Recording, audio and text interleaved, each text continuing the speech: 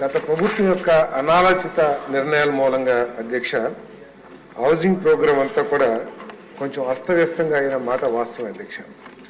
ఇళ్ల స్థలాల ఎంపికలో కానివ్వండి, లేఅవుట్ ప్రిపరేషన్లో కానివ్వండి, లేదు ఇళ్ల స్థలాల కేటాయింపులో కానివ్వండి, ఒక రూల్స్ కానివ్వండి, లేదా టౌన్ ప్లానింగ్ యొక్క రూల్స్ని అమలు చేయడంలో కానీ ఎక్కడొక్కడ వాటిని ఫాలో కాకుండా వాళ్ళు ఇష్టం వచ్చిన రీతిలో చేసిన మాట వాస్తవం అధ్యక్ష.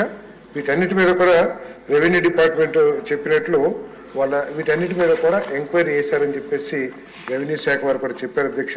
ఆ రిపోర్ట్ రాగానే తప్పకుండా గౌరవ సభ్యులందరూ కూడా తెలియజేస్తాం అధ్యక్ష. చాలా కొత్త విషయాలు కూడా వస్తాయి అధ్యక్ష. ఎందుకంటే రాష్ట్రం అంతా 1 సెంటు సెంటున్నర ఇస్తే కందుకూరులో 2 సెంట్లు ఇచ్చేశారు.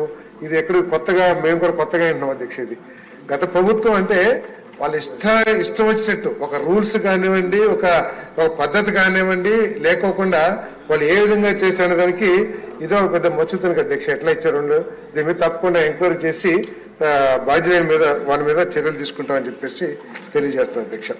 అదేవిధంగా గృహ నిర్మాణానికి వస్తే అధ్యక్ష, చాలా ఇల్లు కేటాయింపులో కానివ్వండి చాలా గొప్పగా చెప్పారు. పేదలందరికీ ఇల్లు అని చెప్పేసి ఆనాటి ముఖ్యమంత్రి గారు చాలా గొప్పగా చెప్పి కొంతమందికి మాత్రమే, తెలుగుదేశం జనసేన అంటే ప్రత్యేకంగా వాళ్ళందరికీ కూడా శాంక్షన్ అయినా ఎలిజిబిలిటీ ఉన్నా కూడా వాళ్ళందరికీ ఇల్లు రాకోకుండా చేశారు అధ్యక్ష. దాంట్లో ఎటువంటి అనుమానం లేదు. దాని మీద తప్పకుండా చర్యలు తీసుకుంటామని చెప్పేసి నేను మనవి చేస్తాను అధ్యక్ష.